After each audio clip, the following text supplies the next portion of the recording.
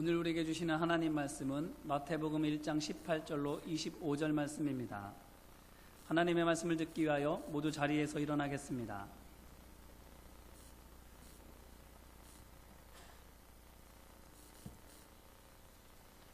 제가 봉독하겠습니다. 예수 그리스도의 나심은 이러하니라. 그의 어머니 마리아가 요셉과 약혼하고 동거하기 전에 성령으로 잉태된 것이 나타났더니 그의 남편 요셉은 의로운 사람이라 그를 드러내지 아니하고 가만히 끊고자 하여 이 일을 생각할 때에 주의 사자가 현몽하여 이르되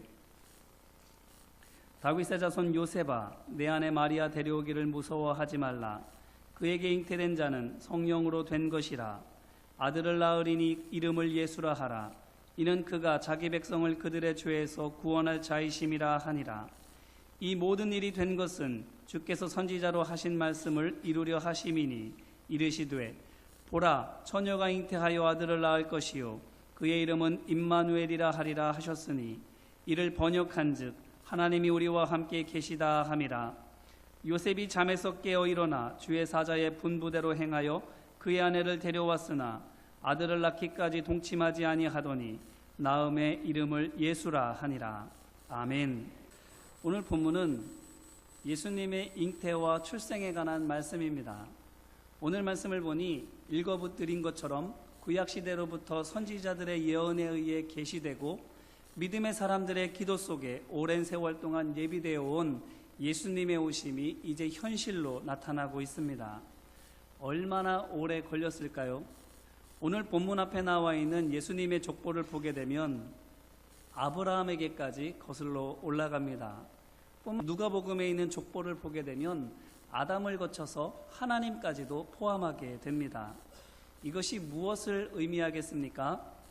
곧 하나님께서는 세상을 만드시기 전부터 인류의 구원을 위한 계획을 가지고 계셨고 그 구원 계획을 위해서 사람들을 택하시고 부르셔서 그들로 하여금 믿음 안에서 하나님의 구원을 보게 하시고 준비하게 하여 주신 것입니다. 그런데 이 족보들을 보면 어떻습니까? 긴 세월도 긴 세월이지만 그 안에는 참으로 많은 우여곡절이 있음을 보게 됩니다. 예를 들어서 아브라함만 하더라도 아들 이삭을 갖기까지 쉽지 않지 않았습니까? 2번이나 아내를 다른 사람에게 빼앗길 뻔했고 아들을 주시겠다는 하나님의 약속을 어떻게든 이루어지게 할 욕심을 가지고서는 아내인 사라 대신에 아내의 몸종인 하갈을 이용했다가 곤욕을 치른 적도 있습니다. 뿐만 아니라 아내 사례를 통해서 아들 이삭을 얻은 후에도 그 아들을 제물로 바치라는 하나님의 명령 때문에 눈물을 머금고 그 아들을 향해서 칼을 내리치려고 할 뻔한 적도 있습니다.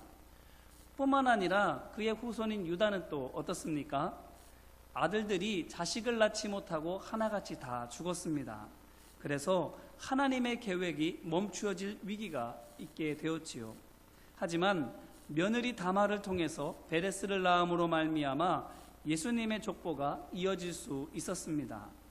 이것 말고도 사사시대의 보아스가 룻을 통해서 오벳을 낳는 것이나 왕국시대의 다윗이 밧세바를 통하여 솔로몬을 낳는 것이나 또한 나라가 망하고 바벨론의 포로로 잡혀간 포로시대에도 그 이방 땅에서 여고냐와 스알디엘 등과 같은 사람들을 통해서 가문의 대가 끊어지지 않고 이어지게 하시는 것을 볼 수 있습니다. 이것이 우리에게 무엇을 보여주시는 것입니까? 하나님께서 이 모든 일을 이루셨다라는 것입니다.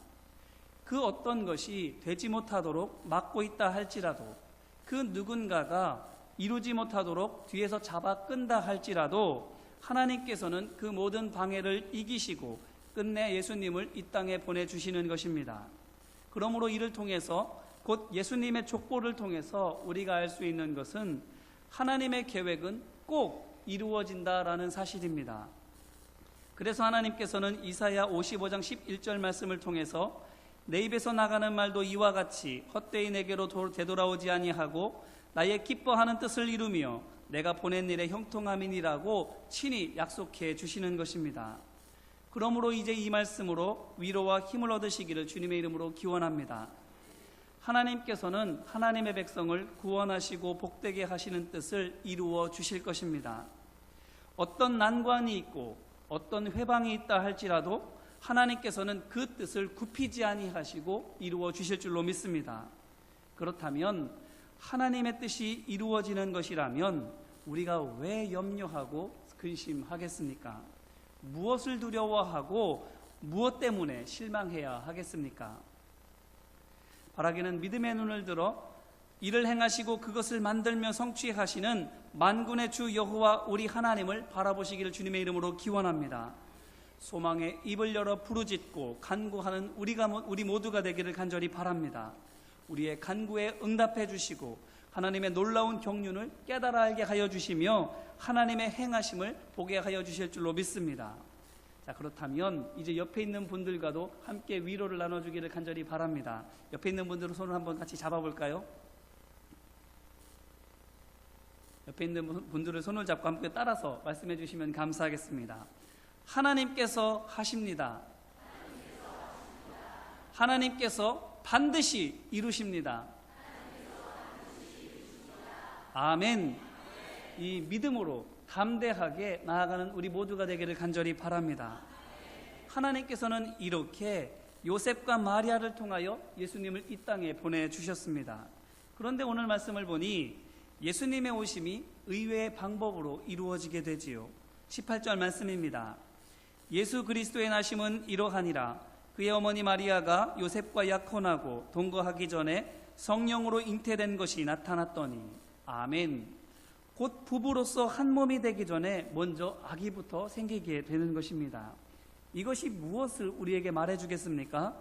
하나님의 뜻은 내 생각대로 되는 것이 아니더라 하는 것입니다. 그런데 이것을 하나님께서 왜 이렇게 하시겠습니까? 납득할 만한 방법으로도 얼마든지 하실 수 있을 텐데 이상한 방법으로, 의외의 방법으로 하나님께서는 왜 하나님의 뜻을 이루어 가시는가 하는 것입니다.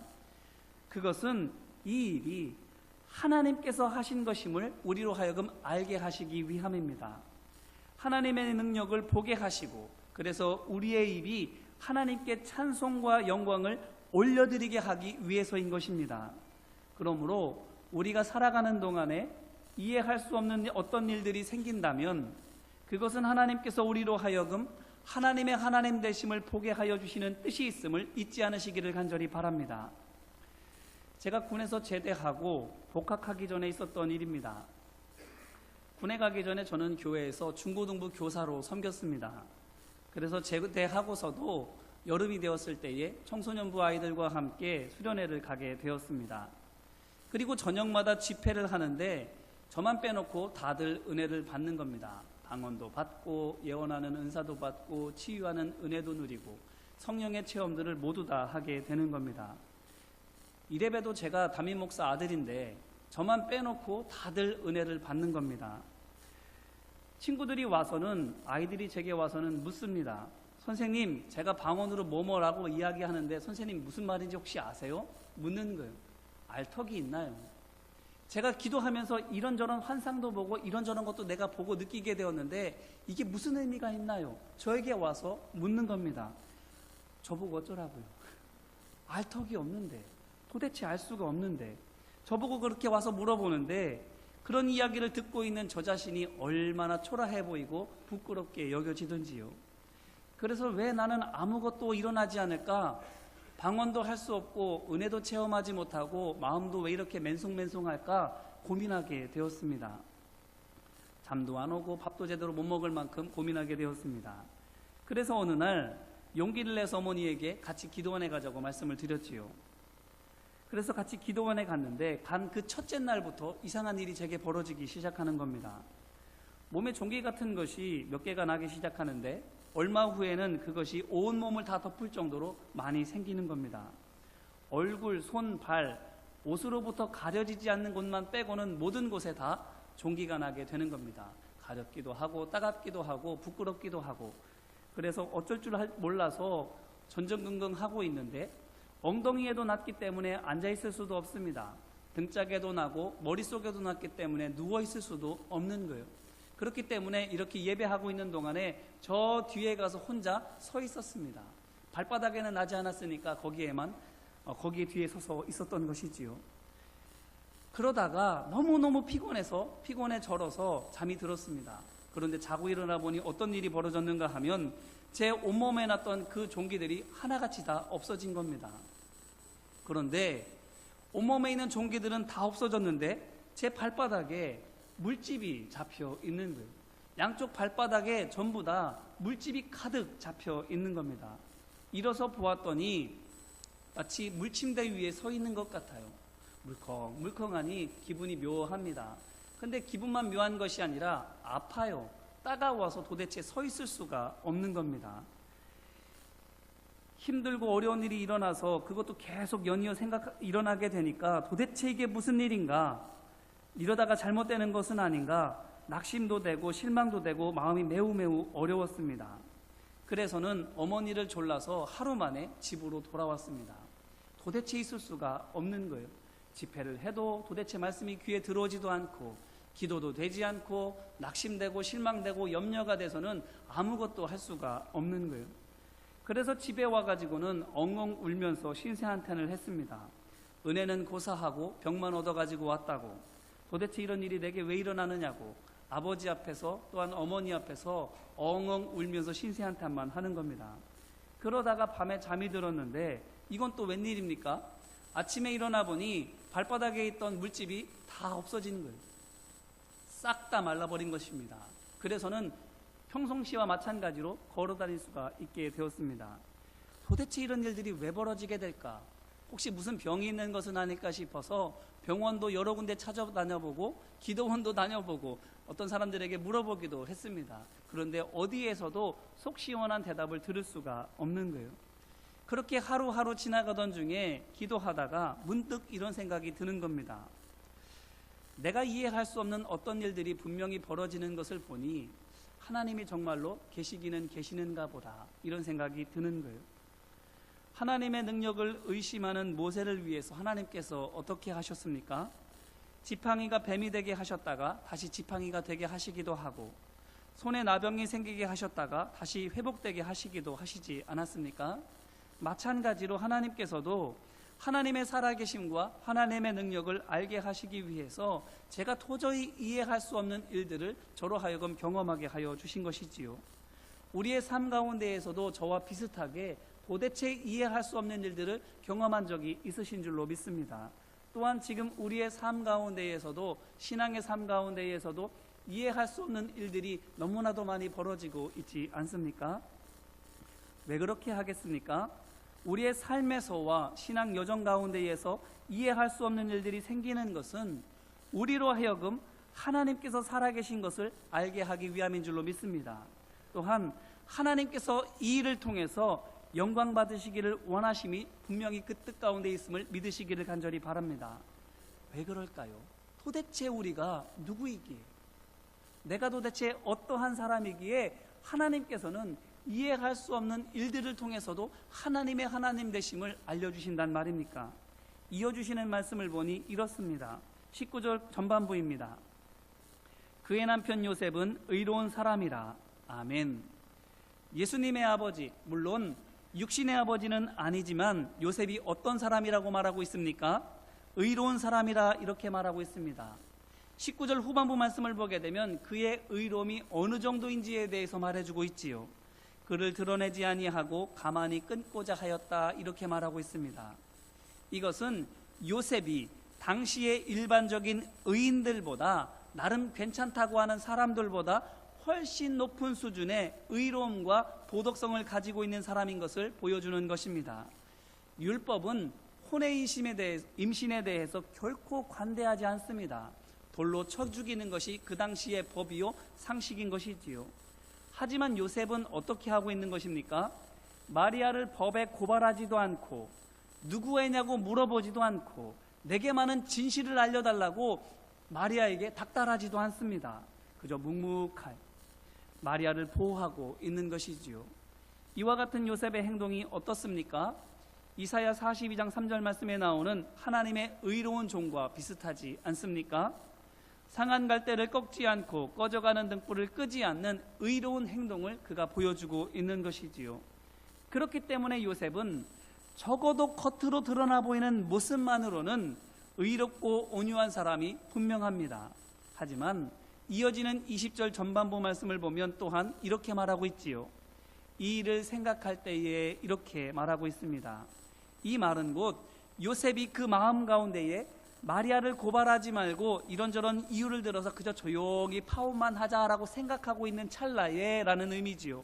그런데 여기에서 생각하다라고 하는 말에 쓰인 단어가 엔서메오마이라고 하는 그리스어인데 그 뜻에는 생각하다, 심사숙고하다라는 것 외에도 화나다, 경노하다라는 뜻을 가지고 있습니다.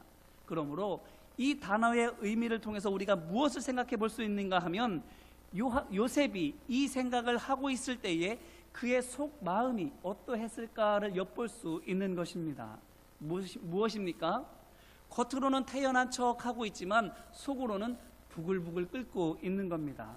속으로는 마리아에 대해서 몹시 분노하고 있었지만 겉으로는 의연하려고 노력하고 있는 것이지요. 왜 그렇게 하겠습니까?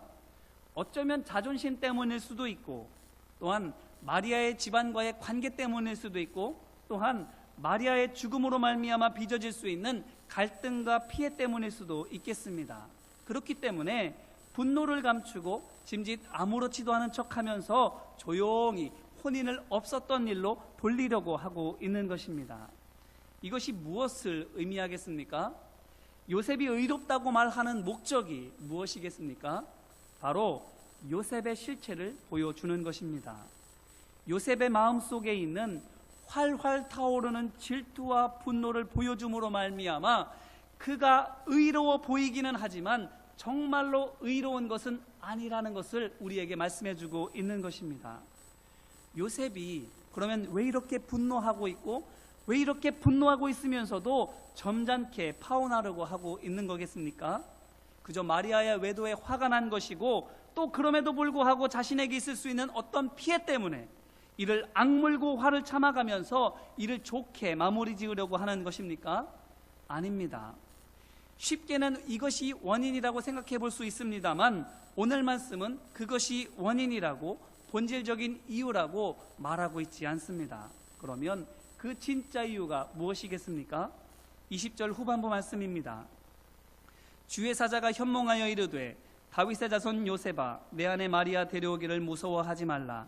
그에게 잉태된 자는 성령으로 된 것이라. 아멘. 자, 이것이 무슨 말입니까? 천사가 꿈에 나타나서 요셉에게 마리아가 임신한 생명은 남자에 의해서가 아니라 성령의 역사로 된 것이라고 말했다라는 것이지요.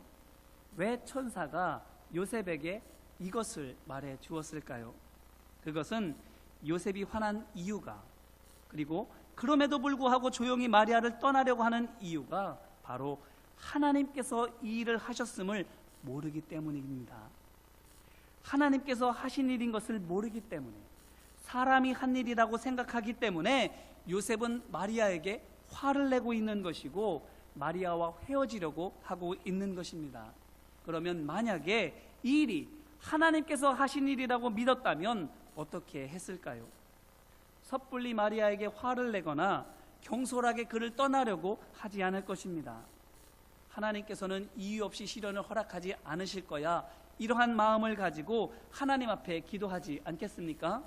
또한 마리아와 또한 그가 잉태한 아이와 함께 하는 것이 하나님께서 우리에게 주신 사명이라고 생각해서는 가족들과 주위 사람들이 다 뜯어말린다 할지라도 어떻게 해서든지 마리아와 함께 이 역경을 헤쳐나가려고 노력하지 않겠습니까? 이제 이런 요셉에 우리 자신을 비추어 보기를 간절히 바랍니다. 우리는 어떻습니까? 요셉과 다릅니까?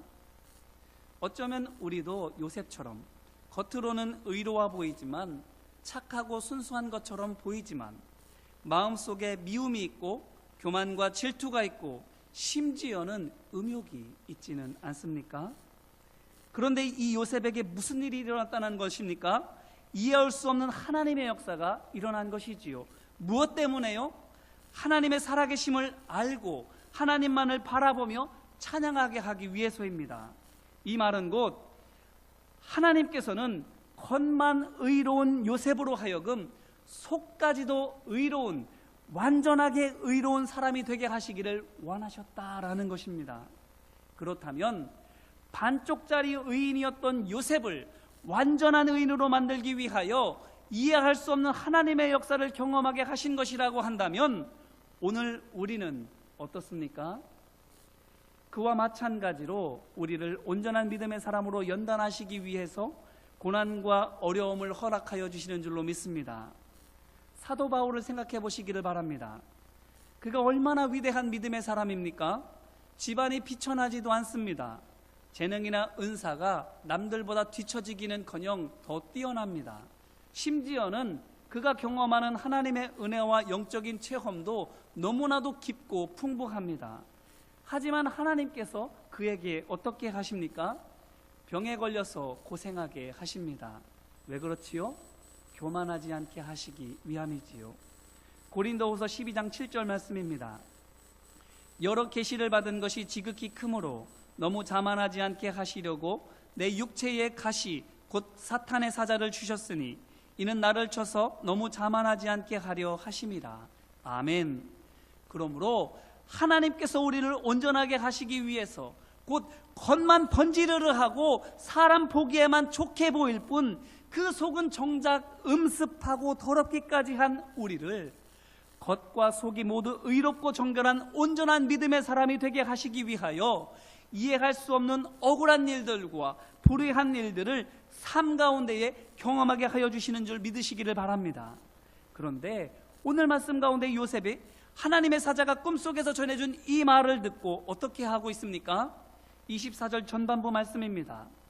요셉이 잠에서 깨어 일어나 주의 사자의 분부대로 행하여 아멘 말씀대로 순종하고 있습니다. 언제까지요?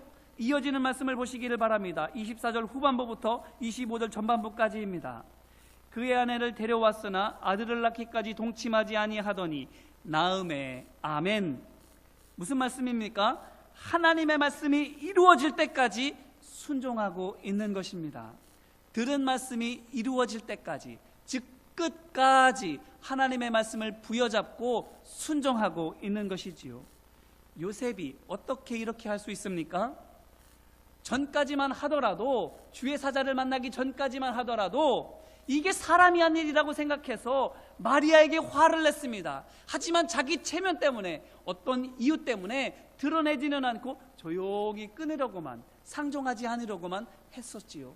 하지만 이것이 하나님께서 하신 일이라는 것을 알게 되니까, 그 일이 하나님의 섭리 가운데에서 분명한 목적하심 가운데에 이루어진 일이라는 것을 분명하게 깨닫게 되니까 순종하게 되는 겁니다. 이것이 무엇을 말하는 것입니까? 하나님께서 일하신다라는 것을 우리가 깨달을 수만 있다면, 내가 경험하고 있는 것에 하나님의 목적하심이 있다는 것을 분명하게 확신만 하고 수만 있다면 우리의 마음이 바뀌고 행동은 달라지게 되어 있다라는 것입니다. 보세요. 요셉에게서 마리아에 대한 원망과 미움의 마음이 사그라지고 마리아를 밀어내는 손으로 다시 마리아를 붙잡아주고 있지 않습니까? 이제 이 말씀으로 다시 한번 우리 자신을 돌아보기를 간절히 바랍니다. 무엇이 우리의 마음을 새롭게 할 수 있고 언제 우리의 행동이 달라질 수 있습니까? 하나님의 말씀이 우리의 마음을 새롭게 하는 줄로 믿습니다. 하나님의 말씀을 들을 때에 우리의 행동이 변화되어지는 줄로 믿습니다. 하나님의 말씀에서 하나님의 계획하심과 역사하심을 듣고 깨닫게 될 때에, 그리고 하나님 말씀 가운데에서 하나님께서 이루시고자 하는 그 뜻이 분명하게 있음을 약속으로 붙잡고 있게 될 때에, 다시 말해서 하나님의 선하시고 기뻐하시고 온전하신 뜻이 무엇인지를 분별하게 되었을 때에 진정한 삶의 변화가 우리 가운데에서 일어나게 되는 것입니다. 내가 좋은 말만 해야지 해서 되던가요? 내가 사랑의 손길을 내밀어 주어야지 한다고 해서 손이 내밀어지던가요? 막상 보면 마음이 다치고 막상 생각하면 손이 주저주저 하게 되는 것이 우리의 모습이 아닙니까? 하지만 하나님의 말씀을 붙잡으면, 그 말씀 가운데에서 하나님의 계획하심과 역사하심을 믿게 되면 순종하게 되더라 하는 것입니다.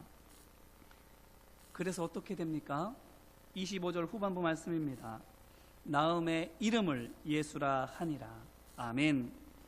예수님의 오심이 성취되는 겁니다. 하나님의 약속이 이루어지는 것이지요. 이것이 무엇을 의미합니까? 하나님께서 태초로부터 이 세상의 구원을 위해 세워놓으신 하나님의 계획이, 말하자면 예수님을 이 땅에 보내시는 예수 프로젝트가 이제 요셉이 태어난 아기의 이름을 천사가 말한 대로 예수라고 지음으로 말미암아 완전하게 성취되고 있음을 단정적으로 말해주고 있는 것입니다. 이 땅에 구원자 예수 그리스도가 이제 정말로 오신 것입니다. 무엇으로 말미암아?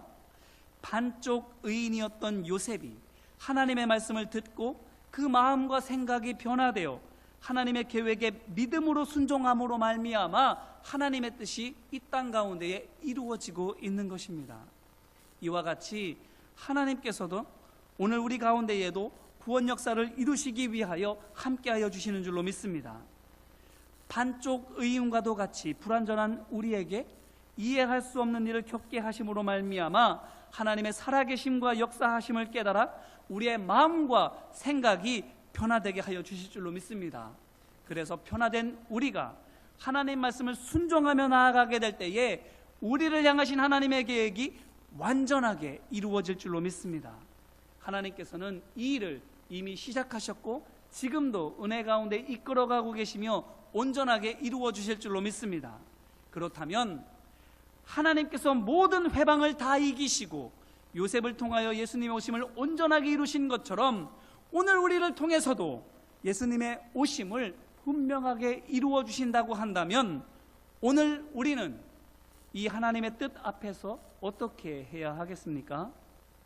어떻게 될까 염려하지 말고, 혹시 잘 안 되면 어떻게 하나 두려워하지 말고 믿음으로 담대하게 하나님의 말씀을 붙잡고 따라가야 할 줄로 믿습니다.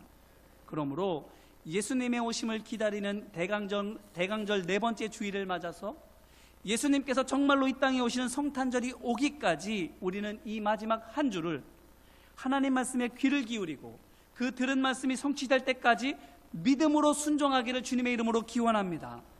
겉과 속이 다른 우리의 마음과 삶이 온전하게 의롭고 거룩하게 변화될 수 있기를 위하여 깨어 기도하는 우리 모두가 되기를 간절히 바랍니다.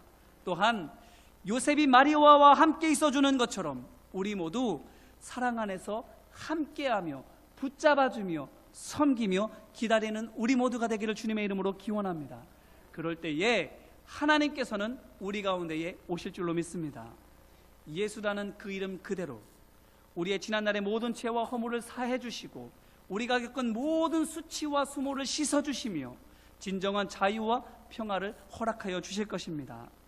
이 대강절의 마지막 한 주 동안에 이루시는 하나님의 은혜와 능력을 바라보며 기다림으로 말미암아 거룩한 탄생의 기쁨을 충만하게 누리는 우리 모두가 되기를 주님의 이름으로 축원합니다. 기도하겠습니다. 은혜와 사랑에 충만하신 하나님 아버지, 비록 우리의 삶 가운데에 어려운 일들이 있지만 그로 말미암아 우리의 믿음이 자라고 인격을 성숙하게 하여 주시는 줄로 믿습니다.